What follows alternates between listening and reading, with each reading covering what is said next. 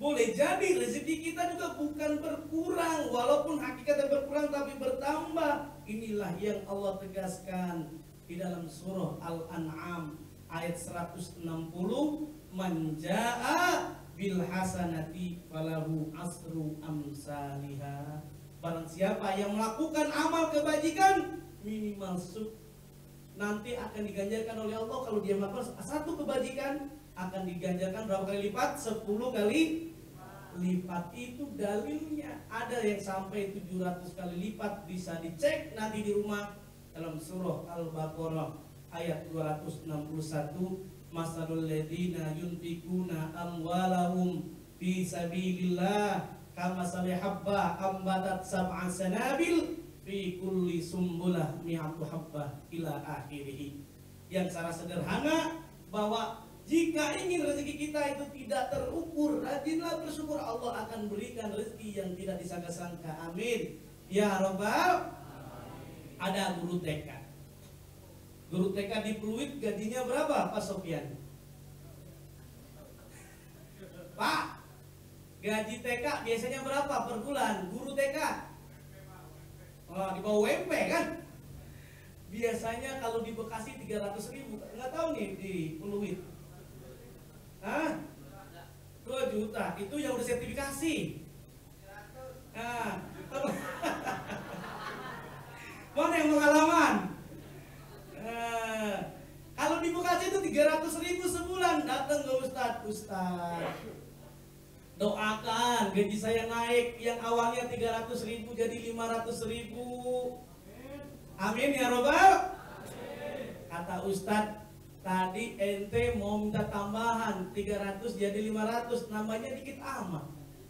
Dia cerita begini, Ustadz, kalau 500.000 itu gaji udah paling full, udah paling maksimal. Apa sebabnya? Karena gaji yang 500.000 itu gaji kepala TK. Kayaknya nggak mungkin di atas kepala TK itu gajinya melebihi. Ya udah, bagaimana caranya? Begini Ustadz, saya sedekahkan gaji saya 300.000 karena Allah Subhanahu wa Ta'ala.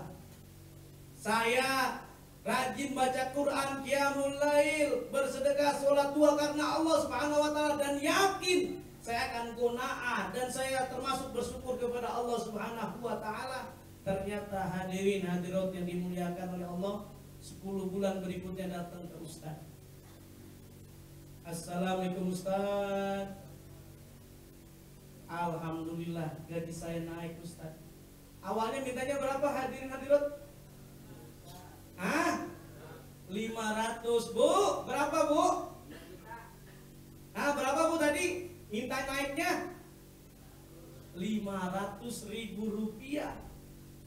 Kata guru TK, Ustadz, gaji saya bukan 500.000 rupiah.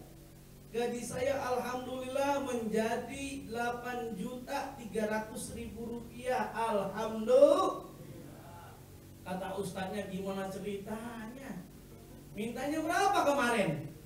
500, sekarang gaji saya jadi 8.300.000 rupiah. Dia cerita dah, begini Ustadz, kebetulan 4 bulan yang lalu saya menikah sama orang yang gajian 8 juta rupiah.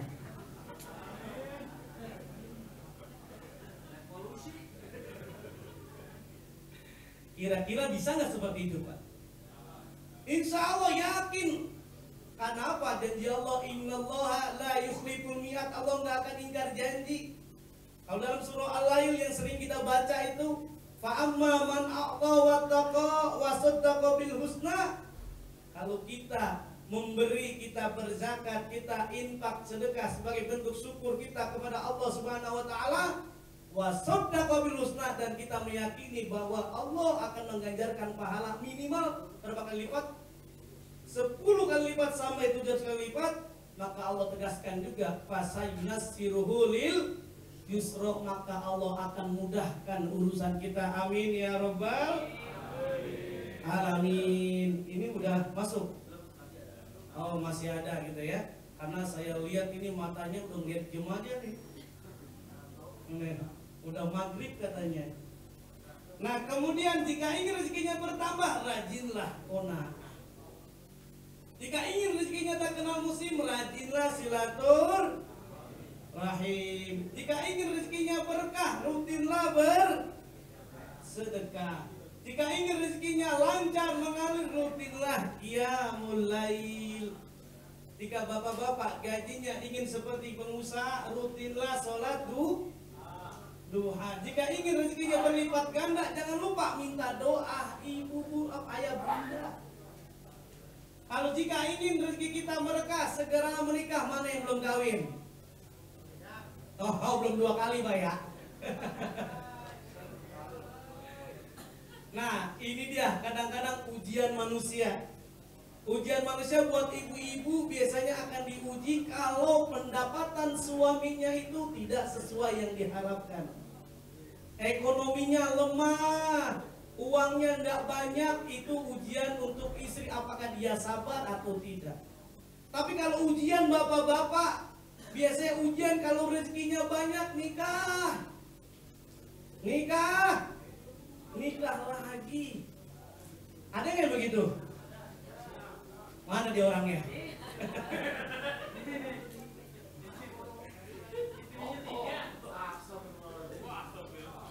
Yang berikutnya, jika ingin rezekinya atraktif dan efektif, biasakanlah berpikiran positif. Orang yang qanaah, ciri-cirinya dia berpikiran positif. Jamaah. Oh, jamaah. Alhamdulillah. Ibu, kalau ibu ditanya, ibu jawabannya iya ya, tes vokal. Ibu.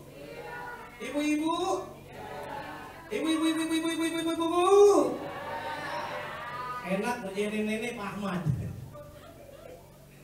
Hadirin yang dimuliakan oleh Allah, yang perlu kita renungkan sambil menunggu kalau azan nanti kita akan selesai. Perubahan pribadi apa yang kita dapatkan dari Ramadan ke Ramadan?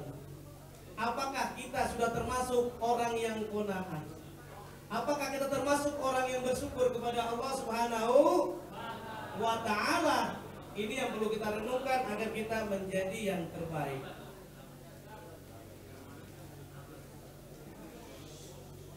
Terus gini. Nah, ini sekarang qanaah, merasa cukup. Udah azan ya? Hah?